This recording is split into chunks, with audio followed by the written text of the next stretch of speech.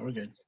So I want to know a little bit, I want to talk a little bit about competitive advantage and how you can calculate your customers' decision factors to gain a competitive advantage. And so I'm going to beat up on my fake home inspection website, bigbeninspections.com, and you can go there and check it out. This is a website that I made and I teach from it. So there's really good things in it and some really bad mistakes. You can take a look at that if you wanted some inspiration or to check out what I like, some of the features that I like in a home inspection website in order to convert a site visitor into a client. But let's just assume that Big Ben Inspections is struggling to survive, right? And it's been in business for many years, but it's barely profitable. Now, if Big Ben Inspections is going to be successful, it has to consider combinatorics. I looked it up. It's a branch of mathematics that studies the combination of elements and their mathematical result. So if you get a bunch of things together and you kind of structure them to combine together, they can make a result, right? They can produce a result. And so one of the things that we study is like, what are the decision factors? What are the elements that combine up in order for someone to make a decision to hire you? And when you're successful and you're enjoying a competitive advantage, you have a marketing strategy that combines several elements and mathematically creates a result, such as your company being hired by a consumer instead of another company. So let's take a look at several reasons why a particular home inspection company, like Big Ben Inspections, could be chosen over another company from the perspective of a potential client, from a consumer. And consumers base their purchasing decisions on a combination of factors. It's not just one thing. It isn't just because my agent said to, right? It's usually more than just that. It's a combination of factors that provide them the most value. So rental cars is a good example. I'm about to go on a road trip. I'm crossing my fingers. I'm believing everything's going to stay open with my family. We're heading from Colorado to Yosemite in California. Hopefully the park stays open. And I chose a rental car because I don't want to beat up my own car. And I chose a rental car based upon what I thought brought me the most value. All rental cars basically do the same thing. They're all a commodity. They take me from point A to point B. Just like watches. They all do the same thing. They all tell the same time. But some watches are $10 and some watches are $500. Same thing with home inspectors and home inspection companies. We all do the same thing. We all perform home inspections according to a standards of practice. We all write a report. We take pictures. We kind of inspect the same stuff and say the same thing. But what makes me decide to rent one particular type of rental car than another one? And it's a combination of things. There are reasons why a consumer chooses one over the other. And there are various reasons why a person would choose a home inspection company over another inspection company. And when a company does well in all of those strategic decision factors that influence a consumer's decision, it enjoys a competitive advantage in its market. And a competitive advantage is achieved when a home inspection company does better than its competitors on those combination of factors. And the combination of those factors results in a perceived value. So when I was looking for the right van to rent, I was looking for certain things that provided overwhelming value to me. And I thought, well, if the overwhelming value is perceived to be much greater than the cost, then it's a good decision for me. So when the perceived value is greater than the cost, it's a good decision. If someone lands on Eric's website tonight And the value of hiring Eric, right, is about the same as the cost. Eric's got a problem with his website. He's not convincing. He's not hitting those decision factors. There's a combination of reasons why somebody would hire Eric over Roger based upon their value that they're presenting.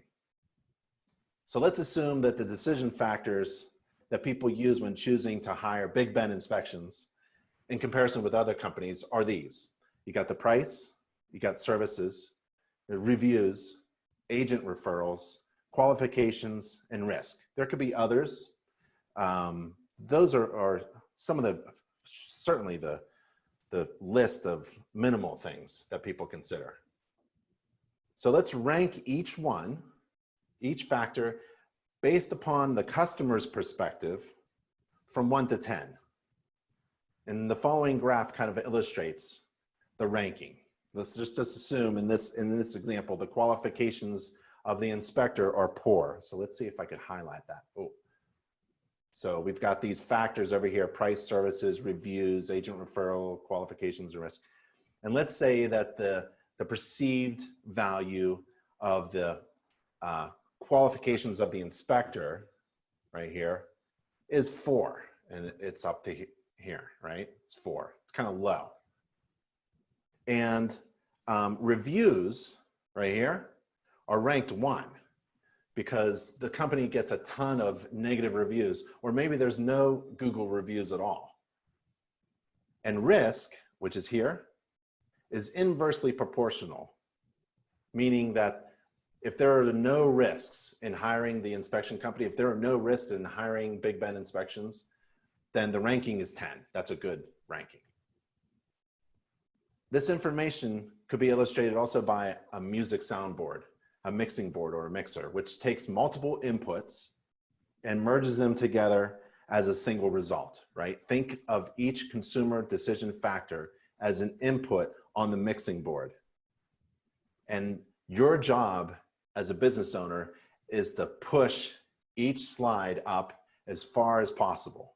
Push each consumer decision factor as positively and favorably as much as possible, as high as possible.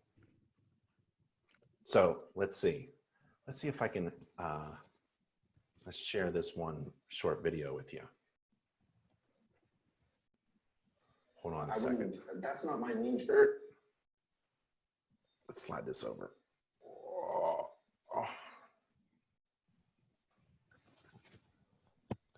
Hopefully you guys can hear this. Reaction is to spend a lot of money on Google in hopes that that's going to do something for my business. I'm really about having 100 things that you got to do well to run a successful home inspection business, and you do each one just a little bit, improve each one. Write your inspection report a little bit better tonight. Check out your business card, redesign your logo a little bit better. Look at your website, tweak that one page a little bit better. Go over here, clean your car a little bit better, get it shined up, figure out where to go to get it cleaned every day. Improve your apparel, right? Do you know why? This is marketing, by the way. Do you know why I have inspector on the back of my home inspection shirt? It doesn't say peach, does it? It says home inspector or inspector. Because if I'm on the property, I've already been hired. I don't have to market that, right? So what I realized was when I'm on the property, and part of my brand is to be there early. A lot of people thought I was a thief because I would be there at 7:30 in the morning, walking around a vacant home on the outside with a flashlight. So what I wanted to do was tell everybody, without telling them, tell the neighbors not to shoot me because I've got inspector on my back, right? If I had peach on my back, what the heck's that mean? So it's kind of like this marketing, you have to think of everything. It's not one thing in your business is going to take you to be a millionaire. It's all about improving a lot of things just a little bit, and that is multiplied into something exponential. If you are really good technically as a home inspector, but you stink at marketing, you'll fail. And the other way is true too. If you're a great marketer and they find out that you can't inspect the thing, that's no good either. So you kind of have to be good at all these things, and don't focus on just one thing, like spending $1,000 this month on Google ads, Ronaldo, right? So you have to get your basics down first and totally exploit all of the free resources that InterNACHI provides to its members for free, or the low cost things like customizing home maintenance books and knowing how to use them. That's one of the things.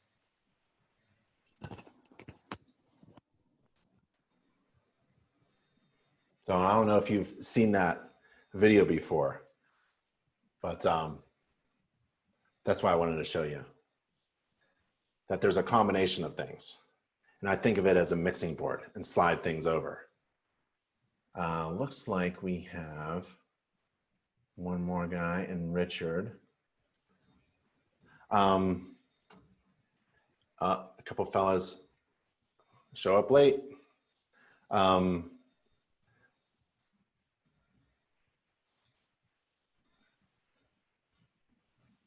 So let's look at why Big Ben Inspections is struggling and identify which factors should be pushed higher. If the customer's perceived value derived from the combination of price and other strategic factors is low, then it's a business problem that the business owner needs to correct immediately. So if we look, we've got price. If I can highlight it here, we got price here, which is the customer's cost of receiving what's valuable to them. Well, it's about 6, so that's pretty good. Services, that's the range of quality inspection services performed competently by the inspector, and services is there, and that's 7, so that's good. Reviews suck. So other reviews is others, other customers' good, positive feedback for the company. Reviews is really down. Agent referrals, that's how well the company is maintaining cooperative business relationships with real estate professionals. That's really good. So that's 8, that's really high.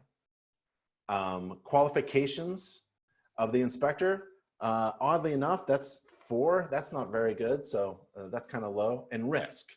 Risk is the inverse chance that the customer's expectations are not met. Well, it's 10. So there's no risk in this example, meaning very little risk in hiring the company. So the 2 factors that the business owner needs to work on are reviews and training the inspectors, right? And that's pretty easy to do. You got to focus on what's not working. If you don't, this company is never going to gain and maintain a competitive advantage. And all these things are taught about in the masterclass, which I think all of you are enrolled in, especially in trying to gain competency in technical knowledge in performing inspections and helping you address customers' concerns. So let's talk about some of the decision factors like pricing and value. You got to know how to price your services, right? And provide overwhelming value. And we go over that in the masterclass on actually how to use math to price your services and ancillary services and provide overwhelming value. And getting certified in numerous services, go to our certification page, which has over 60 different types of certifications, and diversify your services like Eric does by doing radon tests, right? If Eric didn't diversify his services, have vertical markets in his business, he wouldn't be doing as well as he is now. He's doing radon inspections, right? Receiving Google reviews, masterclass, we show you how to do that. It's free. Google wants you to get reviews. It's very easy to do. Somebody can show you and walk you through it. There's how-to videos on how to embed a button on your website in order to get a Google review. If you have a customer base, to send out an email or a request or a text to get Google reviews, I would say for the past 2 months or 3 months, not more than longer than that. People kind of forget who we are after a couple months. The masterclass shows you how to convince agents to refer their clients to you. They're always hesitant. We were talking about going to open houses and meeting new agents because it's the new agents that do open houses. And becoming trained and qualified as an inspector. You got to get trained and qualified. And if you're hiring, you got to get all of your inspectors trained and qualified. And that's easy through InterNACHI online courses. And then reducing the risk of hiring a company, maybe you can offer something like the buyback program. It costs a little extra per job, but just don't add to your overhead, just raise your inspection fees in order to cover that. And then there's the 0 factor, right? A lot of inspection companies that are struggling, we start to look at what they're doing, and there's usually a 0 in the factor. So if you, in math, if you take 6 times 7 times 1, that equals 42. But if you change any of those numbers to a 0, it's a 0. The result is 0. And that's terrible for your inspection business. So some inspectors, like I just talked to an inspector yesterday, and he doesn't have a website, right? That would be a 0. You gotta have a website. And dummy me, I can build a website in just a few minutes, actually, for free. I like Weebly, there's Wix, there's Squarespace, there's other things.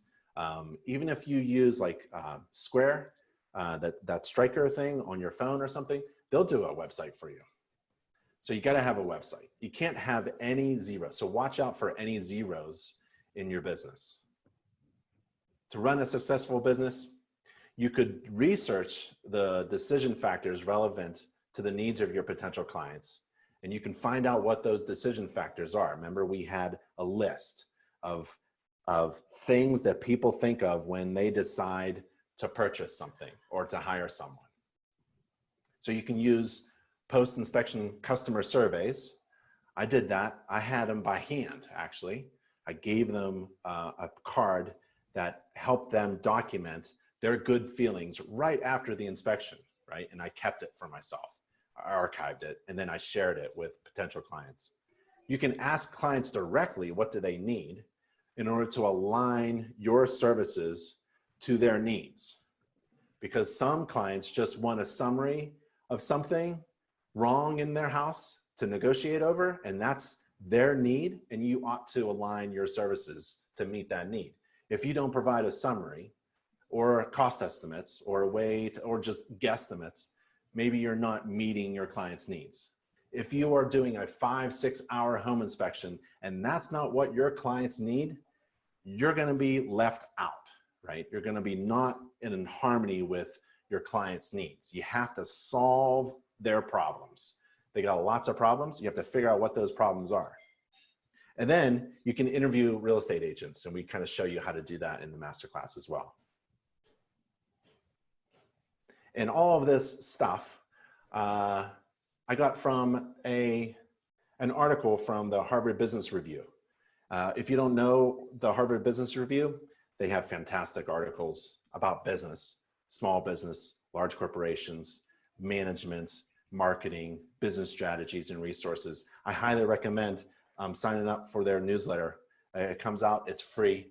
You can get the really good one for like $1 a month or something like that. But Harvard Business Review. So I read it a lot, and then I converted the information to something useful for the InterNACHI and InterNACHI School. And as you all know, InterNACHI School, internachi.edu, it's a college now, and we're coming up on our review in order to extend our college accreditation. So you've all taken the masterclass, hopefully, or you're all in it, and we can talk about that or anything else you all want to talk about, because that's what the coaching session is all about, actually, just getting together and helping each other out.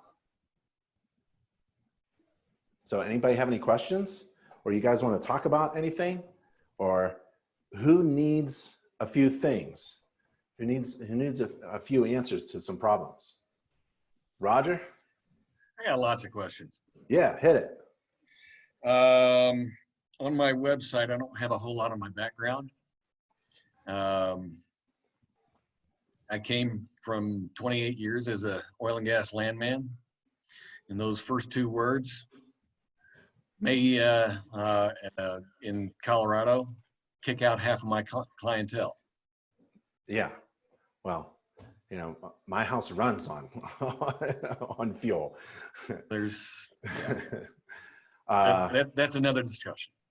Well, you don't have to say oil and gas. You can just talk about what did you do? What did you actually do? What is your hobby? I was the guy who worked directly with the landowners to find locations for wells and compensate them in the end, troubleshoot, keep the company from doing stupid things, which was generally constant, educating my my client or my employer about what's really happening on the ground. Yeah. You know, my So favorite thing. you have decades of assessing a property and solving people's problems in an efficient manner so everyone gets to their goals without wasting a lot of time or money. That's fantastic. I mean, that's like 30 years of business management, right? So if you're hesitant about using the word oil or fuel or fracking or anything like that, I would be too. Those are hot words that may not be necessary in a marketing strategy, right? You have to find common ground in order to market to the biggest pool of people. So in marketing, I think of it as a funnel. What you want to do is have that opening funnel as big as possible. And then you kind of funnel into people into your pipeline, right? You always marketing is all about capturing as big as possible your net when you're fishing. So I wouldn't use a net that has a couple holes in it, right? I'd use a net that is. Reason I'm asking the question. Yeah, yep. So yeah, don't use oil and gas in your marketing, but you use the skill sets, describe the skill sets that you have, you know, and you have 30 years of experience in that. I feel it's difficult for young folks. You know, I was 23 when I was doing home inspections and no one trusted me, right? No one at all. I was just this little kid, right? And then I had to work really hard. So if I was competing with you and I was 20 something, yeah, I'd have to talk about something else. I have no experience. So you should blow me out of the water with your experience. That's an advantage, right? And then during class, I'll talk to the young inspectors, and I'll tell them exactly what to do, you know, to turn their lemons into lemonade, right? Because they're young, right? Then they can communicate in ways that other older fellas like me prefer not to, right? I like to talk to people face to face and on the phone, but the millennials, they love doing every transaction by text or by a click of a button, right? They don't want to talk to anybody. You know, you got to have a presence online with Instagram and things like that. So there's different ways to gain a competitive advantage using the things that you are and things that you have done in the past, for sure. What do you think? I think that's great. It's a matter of putting those skill sets into happy words that people can relate to, as you say. Yep. So yeah, I would take about a half an hour tonight and write down the things that you've done in your past without saying your job description or job title, right? Think about the description of your job. What were the actual things that you did in order to help solve problems? I also spent 12 years as a commercial property and casualty agent. Oh, yeah. Yep. So it's all about assessing and making decisions and communicating in a better way, right? So you've done that for decades. If you can get that down into 3 sentences, right? And then say it in front of a camera, that'd be really good. Make a little video, that'd be really good. 10 seconds, 15 seconds, just something out there. Bing. That'd be really good. Ben, I got a question for you because Yeah.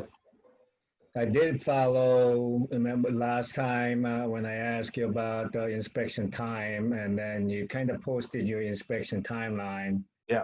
Just a couple times. It's coming around, so it didn't take me 5 hours this time. It took me about 3.5 hours for doing a 2,300 square feet. So it's getting better. Good.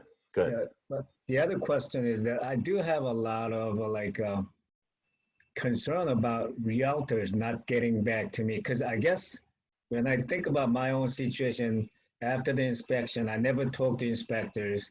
I think it's the same norm for realtors too, that I try to get some feedback on when after they looked at my report and saying that, hey, I need some feedback on how I did. What's my report look like? How is it compared to others that you've seen before?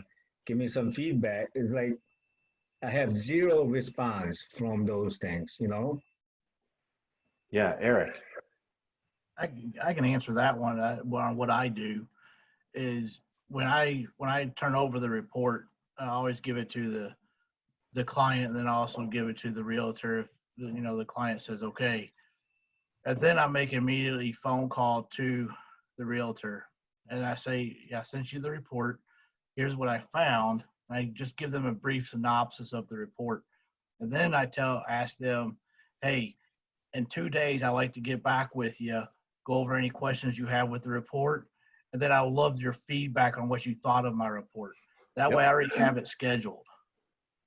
You know, because I'll give you one example, Eric, because that's exactly, because I use a Spectra as my software. Mhm. So that like a Spectra has automatic email response going out. So I do call realtors and clients right after I release my report. And I talk to realtors, and I would like to get back to you in about a couple of days, or 2 or 3 days, and ask you some feedback on my report, right?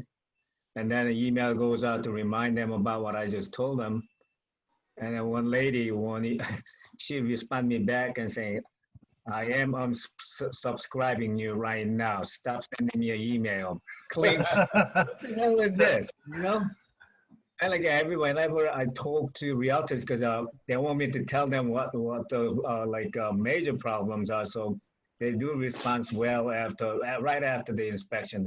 And then I ask them, how do you like the report right now? It's like, it looks great. It's different than what they have seen before. And after they digest it, going through the fine comb, and I try to ask them questions, I have a zero response. You know? Yeah, I like Eric's approach, where you actually ask permission to communicate with them again. And I never ask for feedback. I always ask, when I reschedule that 2 days later, I'm scheduling to go over the report and ask, because now it gives them 2 days of actually looking at the report before they turn in their repair list. So during that conversation, then I asked them at the very end, hey, give me some, I'm big on criticized or, different type of feedback. So let me know, what did I do good and what did I do wrong on that report? What would you like to see in that report? And I've never had a realtor say, well, I'm not going to go over that with you. Mm-hmm. So I get a lot of I get some criticism on mine, and I get a lot of good points on mine. And realtors love that communication, because we all know we work for the client that hired us, but you're also working for the realtor too. You want to be not necessarily on their side, because you want to make sure that client's getting the full view of that home and the full aspect of that home. And I want to make sure we're all on the same page. Exactly. So that's what I'm trying to do, because I guess I call that as a learning process each realtors that I meet. So I like to learn what their particulars are, and it's kind of hard to find, Right. How about following up with the client? A client is awesome, because I call them right after I release the report, and 2 days, actually day and a half, because normally I release the report in the evening, and then not the following day, but next day I call during the morning time and see if they have any questions. Yeah. They said that they like the report, they like the thoroughness and everything, but realtors is the one that hard to get. Well, how about asking them to speak to their realtor about you, about their experience? If they had a great experience, maybe just ask them. Like when I'm asked a question, ask for a favor, like I'll do it. I just won't do somebody a favor unless I'm prompted. So maybe ask your clients to do you a favor and speak well of your services to their agent. That would really help you out. Absolutely. And one of the big things, Ben, I found that, everybody says you have to adapt and change with the times. So what I do now that has worked for me in the last 2.5 months is I now send out a Zoom meeting request to the client and to the realtor to go over the entire report. So now I have both of them together, the client and the realtor, Yep. on one computer call. Yep. And that's been working great. I've actually had other realtors jump on because from the same company trying to learn what I do. And I've gotten a new realtors out of the like Simeon. I had 4 Simeon realtors jump on at the same time just because I was the only inspector that did this type of thing for them, and they really, really appreciated it. And now I have 4 new realtors that are calling me. So, Yep. I like that. I've heard the same thing. I've heard home inspectors say that they're inviting agents to a quick Zoom meeting in order to go over something. yeah, 10 minutes or less. Confirm something. Yeah. Yep. And they click the button and they go on. Yeah. So. Okay. Yep. I'll try that next time I do an inspection. Cause Yeah, and you can share your screen and go over the report line by line, or just a summary or whatever. Yeah, or just a particular photo. Yeah, I've heard that from other inspectors. and the other one is like you just mentioned that my marketing strategy was not only on the digital side, but I go to visit open houses on the weekend, and then I meet the new realtors. That's how I got most of my business, and still these days, you know.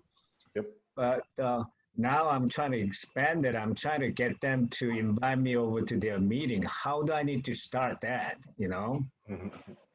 Yep.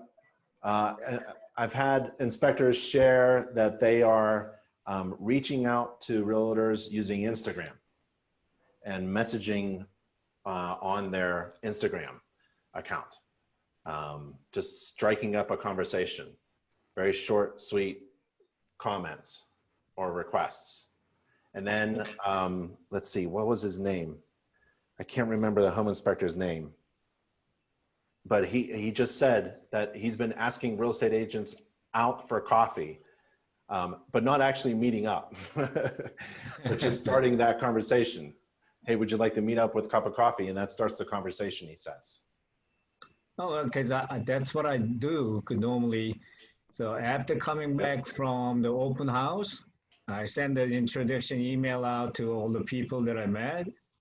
And then 2 days later, the Tuesday or Wednesday, I start making a phone call to them, follow-up phone calls, and ask them to meet in person. So far, I had about 10 of them. I met up with them over coffee, talk about what I do, show my report and stuff like that. Yeah. It's been really great, you know. But Don't let them buy. Just the coffee.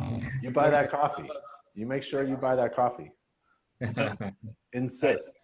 What I've done, I got actually a whole group of realtors of this complex had 50 realtors in it, and I think most of them use me now. I'm either their number 1 or number 2. So what I do is I keep a business card caddy kind of like this one, just full of realtor business cards. And then I pull out 1 card a week or every other week. I call that realtor up and say, hey, look, you won my Instagram contest. Nobody knew about it, but you now get bagels for your entire group. How many people do you have at your office? And then I don't even show up. I just hand deliver or have a delivery company deliver these bagels to their next meeting. Heck yeah. And you know, I have a big thank you sign on the box that says, hey, these bagels are courtesy of Precision Home Inspections. For your next inspection, try me out. Enjoy breakfast. That is killer. That is working leads. That's a It costs me rare $50. skill. That's rare that I hear a home inspector working leads from grabbing business cards. We used to grab them all and take them off the kitchen counter. And then we realized we could just take a picture and leave them there. Well, I'm not, Ben, I'm not that millennial. I'm one of the old guys like you. So. This is a stack of business cards that I collected last 2 months right now. I still have I still have a card caddy that a Rolodex that I Yeah. keep phone numbers in. Yep. Yeah, those are the leads. It's in the leads. You know, Glenn Ross. That's a great movie. If you haven't watched it. ABC. Yeah, ABC. Always be closing. Always be working that pipeline, because you have to have a huge pipeline. You have to have a huge funnel opening in order to have whatever your goal is every month. 10, 15 jobs, 20 jobs. It's almost like a factor of 10 or 20. You have to contact, talk with, touch 100 people in order to convert 10, 20%? 80-20 rules. That's what I heard.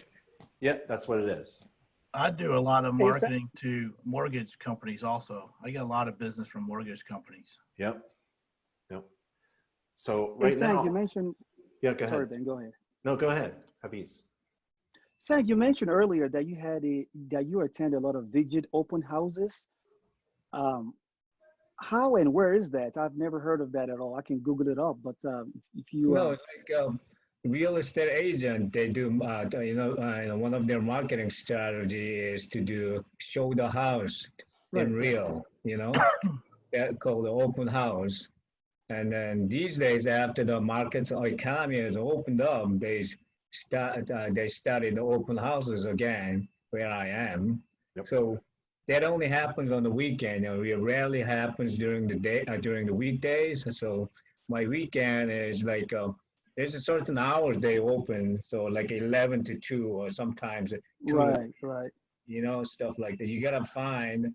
Oh, I guess I misunderstood you. I thought you meant like Vigid, like an online open house rather than a physical open house. That's kind of what I was alluding to. So I misunderstood you there. Sorry, buddy. Yeah, I misunderstood you there. Right. Just like Ben said, because like most of the people that comes out to the open house, most of the agent that comes out to the open house is like a newer people, because I'm in the market. There's already existing home inspectors has like over 300 inspectors around here. So in order to find a niche, I gotta go after those newbies, Right.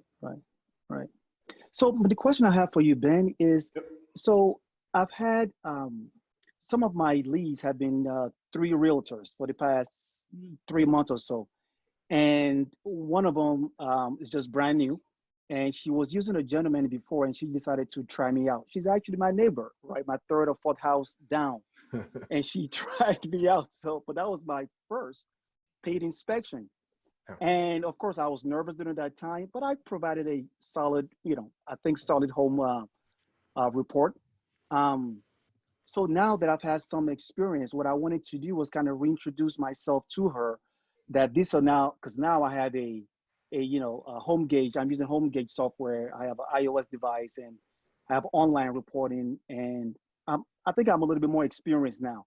So I just kind of wanted to reintroduce myself to her again. Like, this is all what I do, and I just kind of wanted to get like a 2-minute punch, quick hitters that'll make her go, "Oh, okay, I see you've improved in this, that, and that area. Okay, let me try you out again." That was kind of my first question to you, and to the other gentleman there. And the tips was greatly appreciated. Yeah, I loved dropping a note to agents and giving them an update on what we're doing.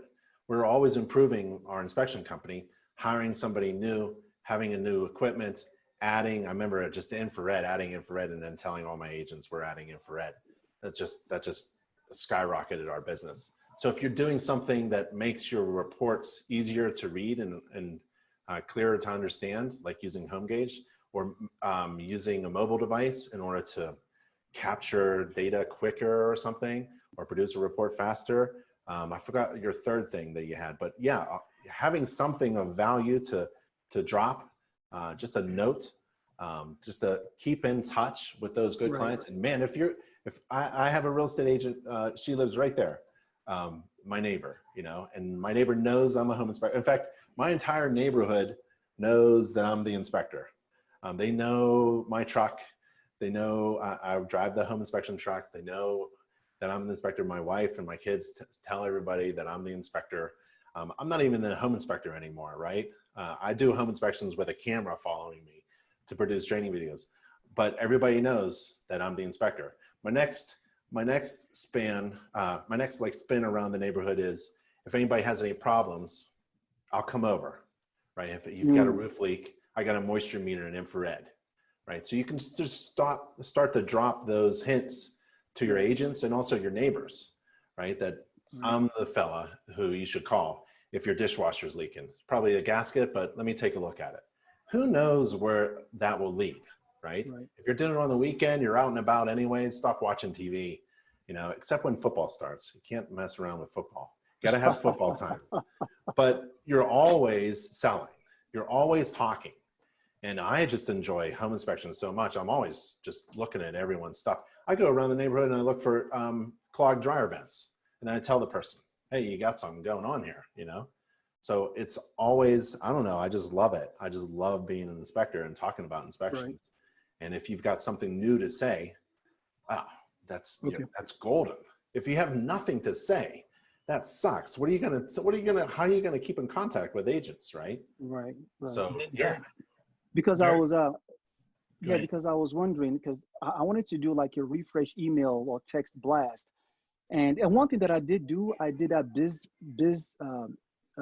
market from InterNACHI, and a gentleman from Inspect Media had reached out to me, and I guess they were probably market my business on Facebook and Instagram moving forward. So I was gonna do a new campaign. So I was kind of waiting a little bit before I reached out to my neighbor, because I wanted to reach out to her and other prospective realtor too as well. I just rode my bike around the neighborhood. I started seeing some for sale sign and I started getting phone numbers. And my idea was to just, okay, the next 10 numbers that I see here, I wanted to do an introduction to those guys as well. But perhaps I should reach out to my neighbor first, because she gave me my first business. And I just, I guess I didn't want to mix the personal relationship with the business. So I was kind of giving her distance. But I'm just going to just go out and just send her this new information, I guess, is what I'm getting from you guys. Just got to keep talking about it. That's what I'm getting. Eric, you had something to say? Oh, sorry. We lost Eric. Eric's video just freezes. Yeah, it just froze there. It's frozen. Eric, you were going to say something? Yeah, can you hear me now? Yeah. Yes. Yeah, sorry about that. This internet. I think I have 5 kids that are probably all on the internet right now. Oh yeah. Same here.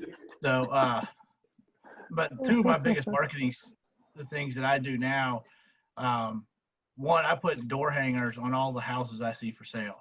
So, during my downtime, I'm not door knocking. I'm not doing any of that. I just put a door hanger on. And it just basically introduces myself, and I have a $10 off coupon on a home inspection if they decide to use me, and they have to have that flyer with them. So, how do you make it? Huh? How do you make it? I make it right here on my computer. And you cut it out? With scissors? Yeah, I have a program that does it. Cool. What's the name of that program, Eric? I have no idea. You can just send it to us later, I guess. Yeah. I have to look at it.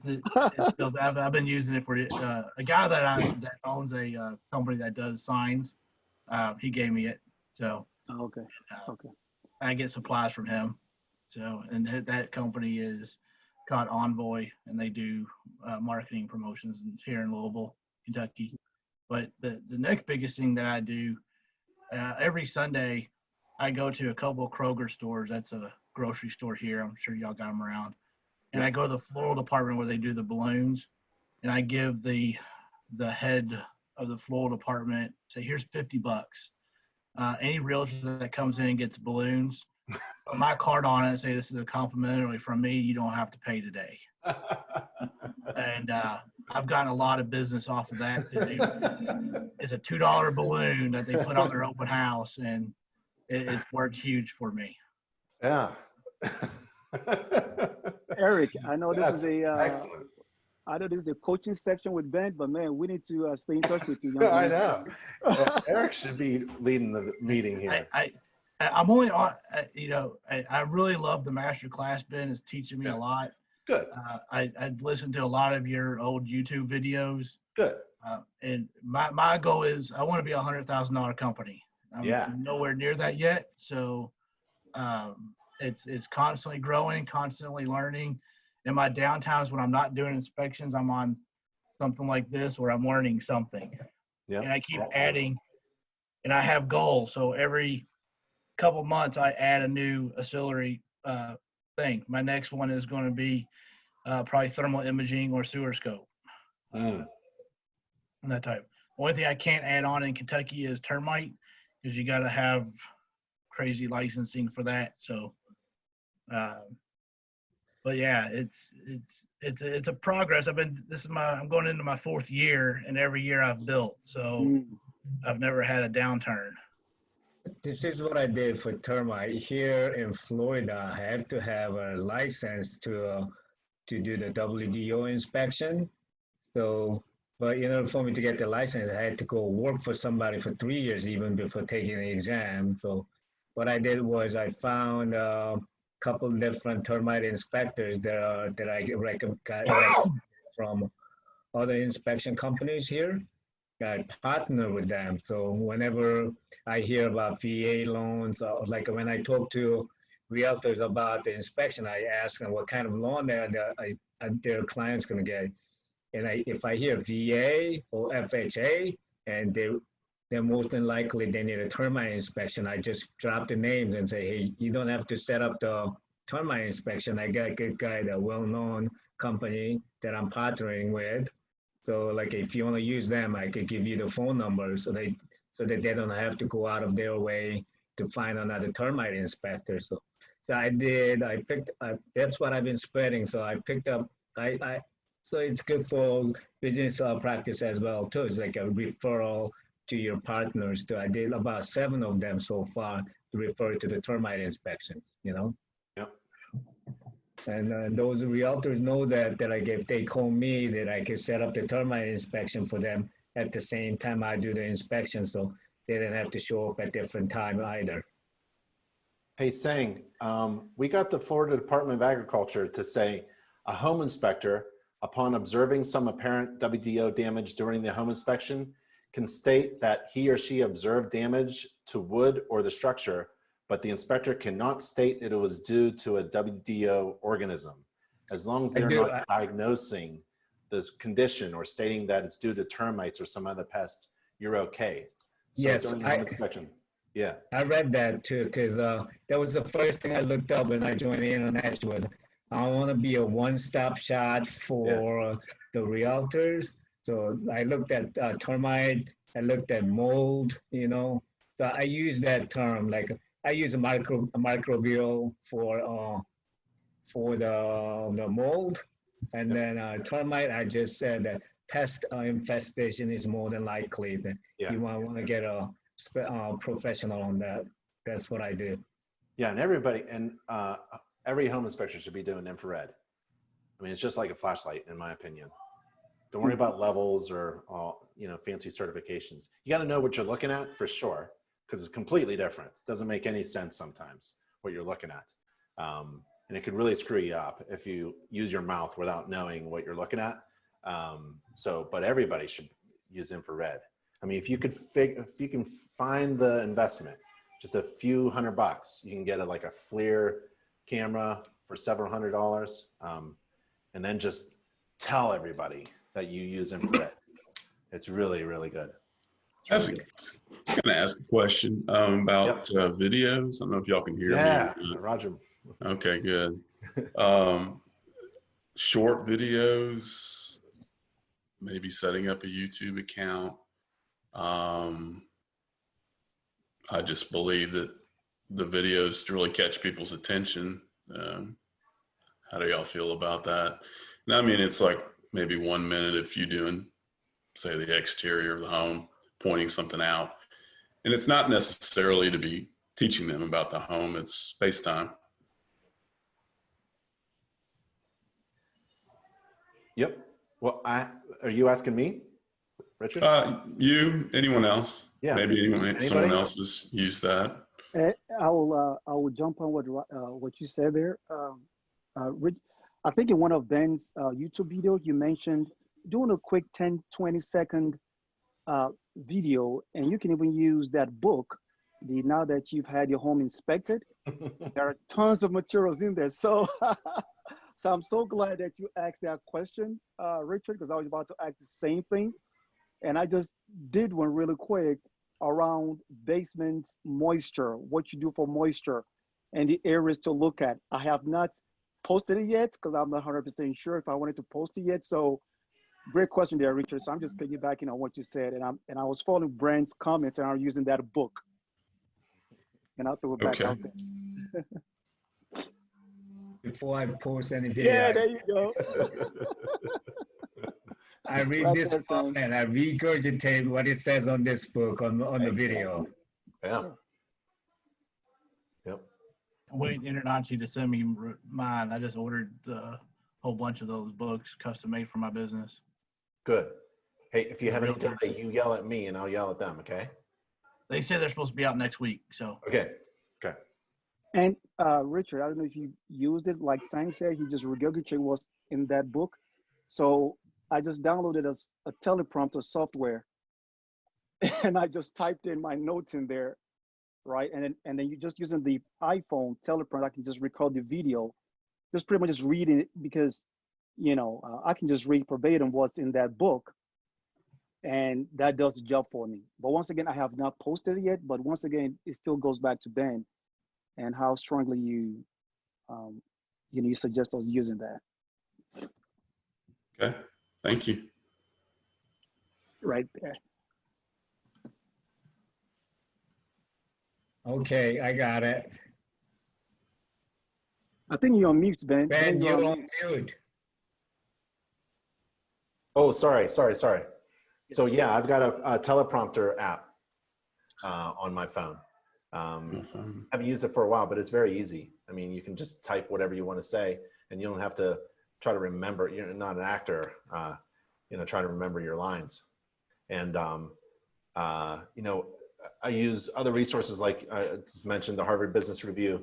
And there's so many stats on real estate agents getting online because there's nothing else to do for some of them. And so, what are they doing? They're watching little videos. And where are they? They're online, Instagram, Facebook. No one reads anymore. Nobody reads anymore. No one reads. And no one reading your inspection report, by the way. So no. I just had Alan Carson from Carson Dunlop. They do Horizon, Spectora. Every software provider says that no one really reads your report. But they do read the summary and they take action on the summary and they do look at the pictures and watch the video. So you may want to consider that. Video is powerful. I question if they read the summary sometimes. After what I've been dealing with lately with one of them, so it's been a mess. And if you, Richard, if you do a video, the marketing folks, experts tell me you got to figure out who you're talking to. Like, are you talking to other home inspectors and try to one them up? Or are you talking to potential clients, existing clients, real estate agents? As soon as you understand who you're talking to, then you just talk to your friend who's looking to buy a home, right? And you want to say that, you found this, not all homes have bad problems, but some do. And if you hire me, I can find this one just like this. And maybe you show them a problem.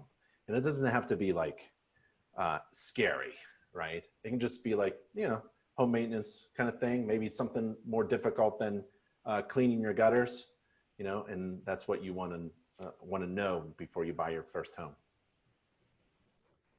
One suggestion, I guess, since everybody's given tips, that I do is when I get the appointment, I pull up the listing, of course, get the details from the listing on the home itself, but then I'll also take the listing agent's information down, text them, and there's always going to be a question typically about the home. I just bypass the buyer's agent in order to make a touch with the listing agent, because while they're the listing agent now, they could be the buyer's agent on the next one.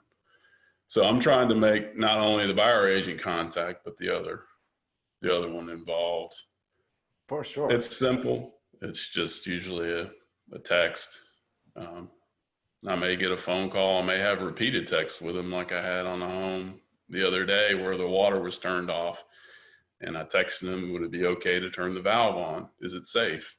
I don't know if anything's going to become of that, but as y'all mentioned, the more times you reach out and make yourself known, the more likelihood that your name's going to maybe pop up, or maybe they take your name down and your number when it pops up in their phone and they make you a contact person. You just don't know. There's so much uncertainty to all this. But on every transaction, there's a ton of people that you're bumping up against, right? There's a real estate agent for the buyer, real estate agent for the seller. There's your client, and there's the homeowner, and there's a few other people that you may bump into. It could be a property manager. There could be an office manager for a particular office who knows other agents, and there's family members sometimes on the weekends, and there's a huge number of people that you can come in contact with. So in our business, we actually tracked how many sellers we convinced to hire us, right? Not every seller, because sometimes they're moving out of the state or out of the zone, and I can't get there. I can't go to the next city. But if they're just moving within 20, 30 miles, they're my client. They're my potential client, and they're right there. They may not be present at the inspection, but man, they are going to know that I was in their home, because I'm going to leave something behind. I usually left a gift. It was at least a business card or an offer, or it was candy. So yeah, every seller was a potential client. And man, imagine not taking that lead. I'm sure Eric does, right? I'm sure Eric goes on that lead, because we're in the kitchen of someone who is not only just selling their home, but they have to move and buy a home, right? So, and I'm in their kitchen. If I don't take advantage of that opportunity, I'm not a good business owner. I even leave a business card in vacant homes. Yeah. Yep. So, yeah, I never understood about leaving a business card in the attic. I mean, what the heck was that? Did you ever get that? A home inspector left a business card like in a crawl space or something? Like, all right, big deal. Like, you're here. That doesn't help your business. I don't care. Hey, well. Ben, I tell you, I found a home inspector who's well known in this area. I won't mention names. He left his business card behind the dead front in the panel, and it was scorched on parts of it. Oh. And the buyer's agent was standing there when I pulled the dead front off. I was like, oh my gosh, look at that. And the realtor goes, I used to use that guy all the time. So, used to, that's the key word. Used to. But one of the big things that I get a kick out of is, Ben, I used your all's, this bedroom is now monster free when I know there's a little kid in that room. Yeah. And I tell you what, I left one of those on a doorknob in a house that was still occupied. And it looked like it was a little girl that stayed in this room. So I left this sign. Well, they called me up and said they just fired their other home inspector because they loved the monster sign, and the little girl was worried about monsters in the new home. So I got that inspection too, just leaving that on a doorknob. Yeah, you never know. You never know. I do use your, I downloaded that leave behind letter. I kind of like that. It shows me what I do. So like every time I do the inspection, I take my shoes off and change out to the indoor shoes, or just use my socks to go around. So people love that. So ever since I heard the first comment, I downloaded your leave behind letter with my business card staple, so that people kind of got the good feedback on that one too. Yeah, when we would hire new inspectors, we'd put them on the simple stuff, windows, doors, interior, and things like that. And we made sure that inspector respected that house so well that when you would approach that inspector, it would be they'd be quiet and they'd be respectful and they'd be moving. They weren't like opening and closing doors and going real fast. It was nice and slow and respectful. They weren't slamming the cabinets, So yeah, slipping on the shoes was a really good idea that we had a long time ago. and just, Yeah. we don't even wear outdoor shoes inside the home. You know, we bring our Right. slippers in. You know, I had a client. She told me to put on the coverall, the cover shoes, and I immediately told her, I said, I do have these indoor shoes that I normally wear, and I make sure I never use it anywhere else but indoors. But for your respect, I'll still put the coverall on it too as yeah, well. sure. I don't want to Yeah. go back and forth, but yeah, absolutely. I have one question regarding marketing. This company called, I don't know if anybody has used them, Inspect Media. Does anybody know about them at all? Have you used them? Inspect Media. Let me see. Inspect Media. Is that the one that are offering 2 videos for $49.99? They were offering $100 per month to promote your business, home inspection business on Facebook, and $299 for Instagram, Facebook, and Twitter, and then $499 for all of those three, Oh, including that's Google Analytics. that's Eric Gromicko. Oh, Inspector Media. Yes, Inspector Inspector Media. Media, yes, Yeah, Inspector Media. Yeah, that's my nephew. Well, Okay. it's not his company. He works for the company. He's one of the people who does all the marketing stuff, right? Okay. All right, good. I just wanted would, to make sure they were, go ahead. Yep. I would contact him. If you want to include me in the conversation, feel free. If you ever have any problems, that's what I always do. Whenever there's like a family member or inspector outlet, that's my nephew too. That's Nikolai. Let's see, Alicia, my wife. I think does his the name was newsletter. Daniel. Yeah, Daniel Yep. something. What's his name? The So- guy who contacted me. If you have any problems with anybody related to InterNACHI, you be sure to get me. No problem at all. I contacted them. I signed up with them last week, Monday, for the entry level, Facebook only. Yeah. And I was just curious. I'm like, okay, I need to start seeing some traction here. And I just thought it was going to be 3 days. And you told me about 5 to 7 days. So I just wanted to ask the general gentleman here if you've used them before. And thank you, Ben, for Yep. for letting me know about them. So I feel better right now about it. So good. Excellent. I got one question for you, because one of the real estate agent that asked me if I wanted to do a new build. I said, sure. That's what I used to do when I was in the military, inspecting the new construction for contractors, right? I have no problem inspecting it, but at the same time, the builder sent me an email saying that like insurance and a license and all that, that's good. He asked me to send a report to them directly after 2 days of inspecting. That kind of catches my eyes. Did you have that experience? If you did, how do you handle that? Because they're not going to pay. They're not paying me. My clients are paying me for their report. Yeah, I'll let the other guys answer, but you have to be careful with the information you gather for what client. So, my client was the person paying for the information, and I submitted that information to my client who was paying me. And I don't care what other requests I got. I would just tell him, my client is this person. They have the information that you seek. Go contact them. Okay. I didn't think that's the way I was going to approach it, but I just want to confirm that because I don't want to deal with a third party using my report and coming back to me Right. and all that stuff, Right.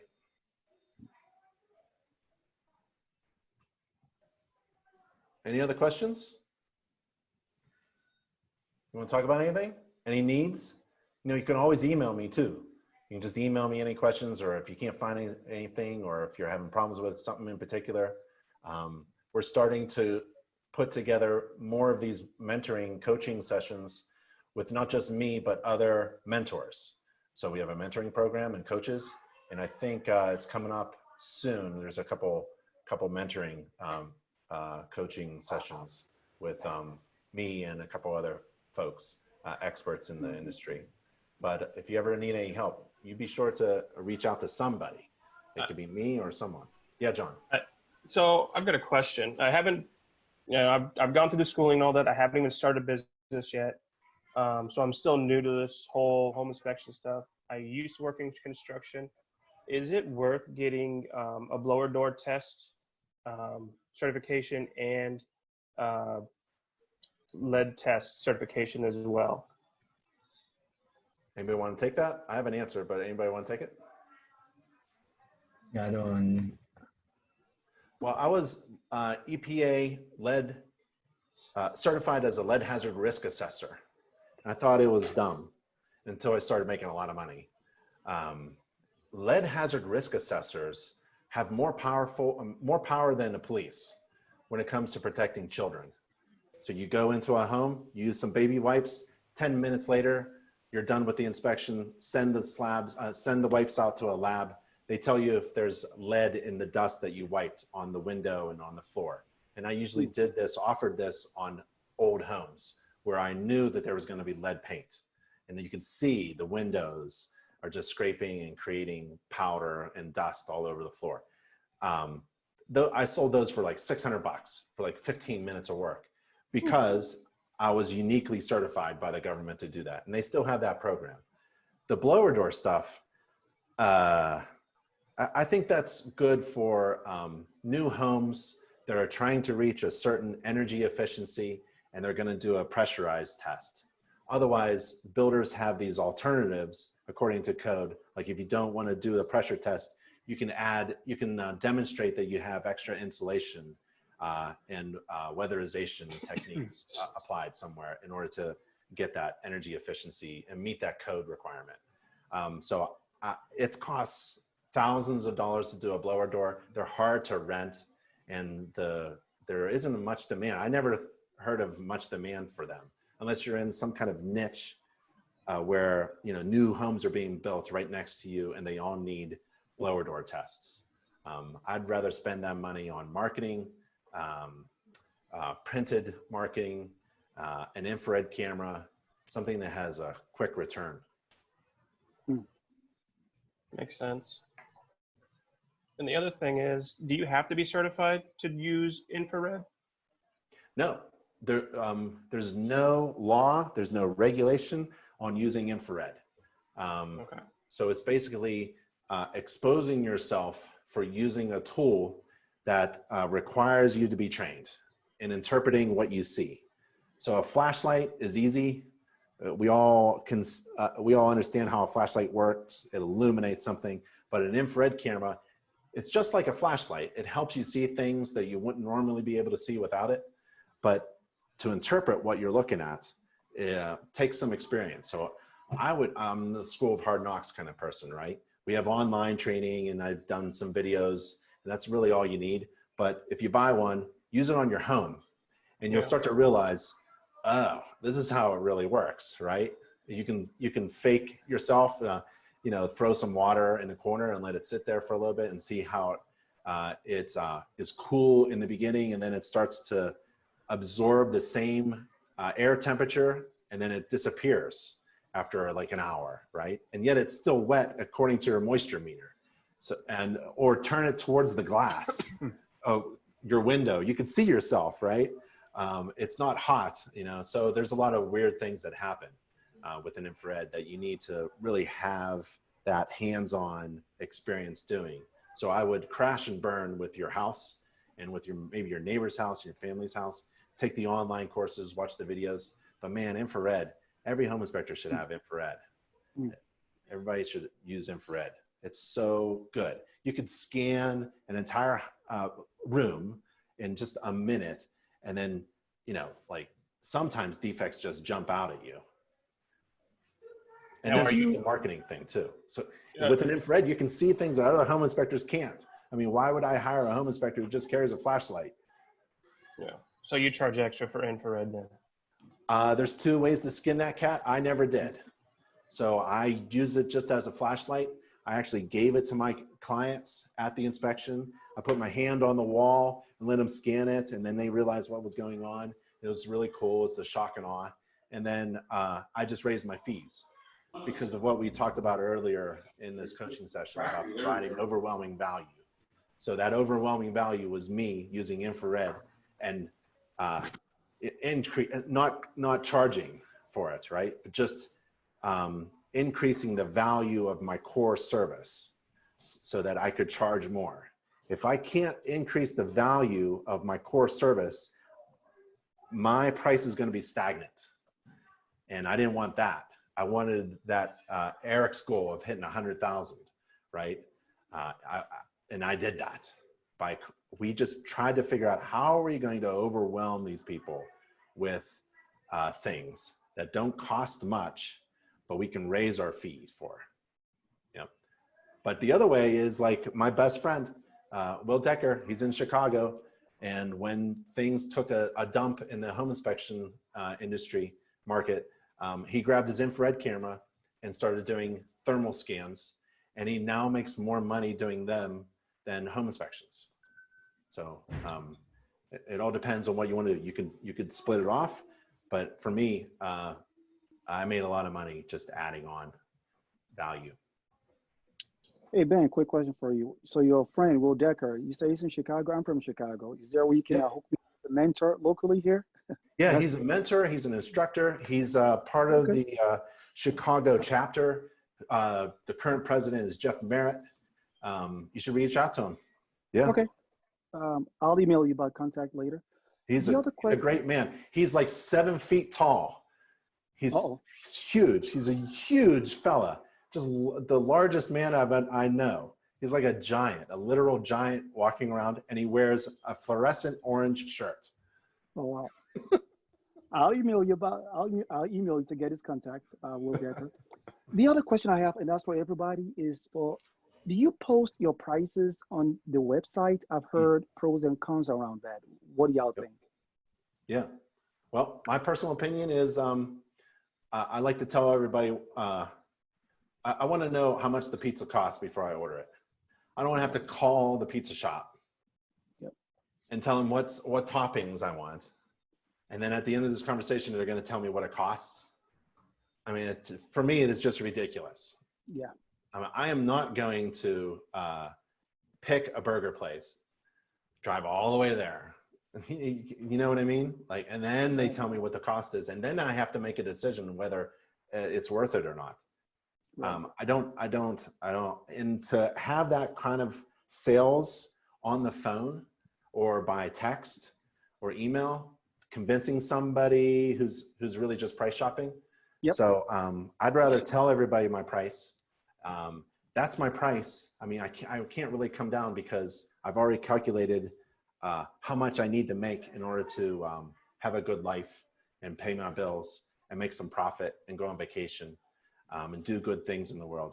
So that's my base price. And if you can't hire me for my base price, then I don't want you to call me and waste my time. I have to find those clients who find so much value in my service that they're willing to pay my price, which is like, I start, so we were at $396, and then we went up after that if it was a bigger house, far away and old, and then we would add on. But everybody knew my base price. So when that phone rang, it was basically me just confirming that, yep, I've got the best burger in town.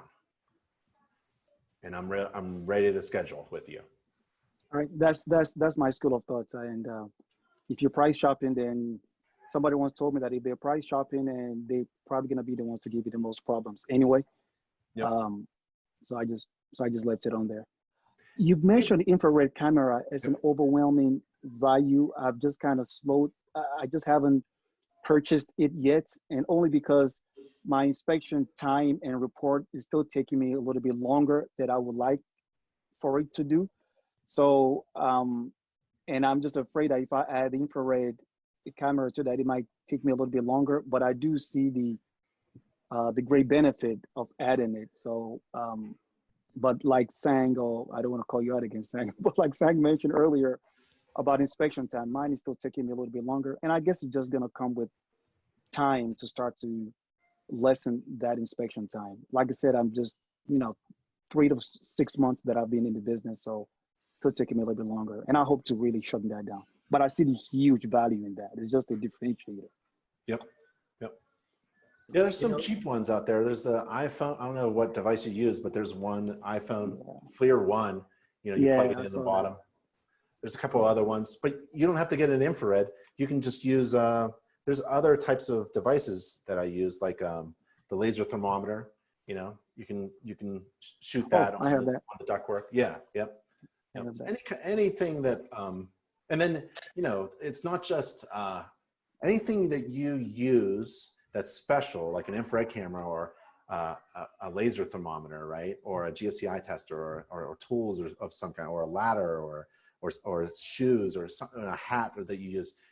Make sure you tell people in your marketing about it, right? So in our marketing, like we used to take pictures of our vans. We had 3 vans, ladder racks, big ladders on the top, right?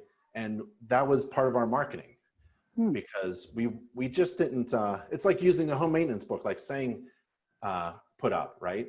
You don't give that to your clients as like icing on the cake after the home inspection, right? The real point of using the home maintenance book or any other thing, tool or marketing piece, is to get a job, right? You use it upstream. You use it way upstream. Marketing is all about upstream. So if you get an infrared camera, it isn't about actually, it has something to do with you doing a good home inspection, but it's really about going way upstream, telling everybody that you use an infrared camera or that you offer a free home maintenance book on every home inspection so that you can get potential clients, right? You never wait for the punch. Yeah.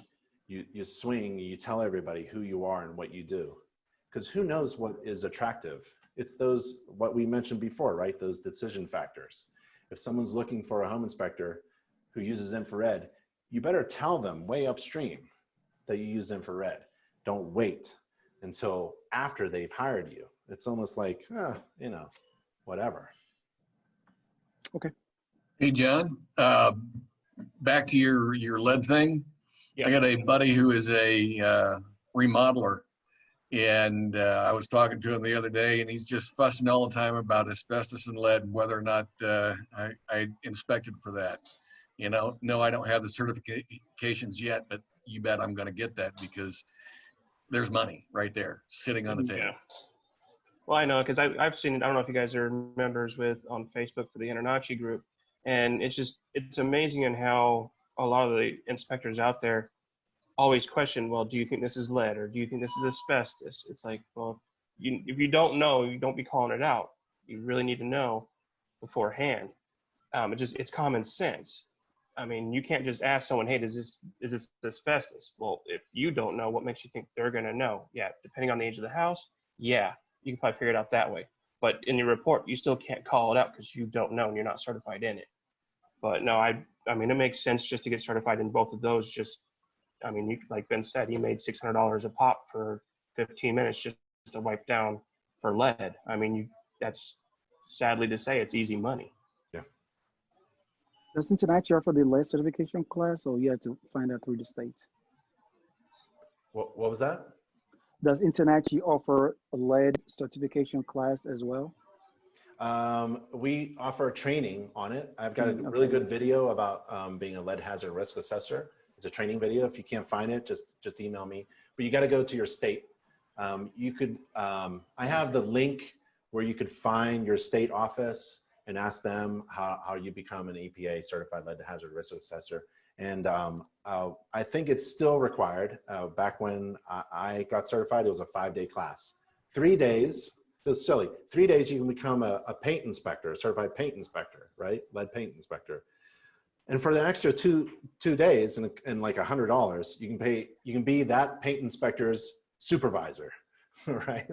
That's a lead hazard risk assessor. So as a lead hazard risk assessor, you could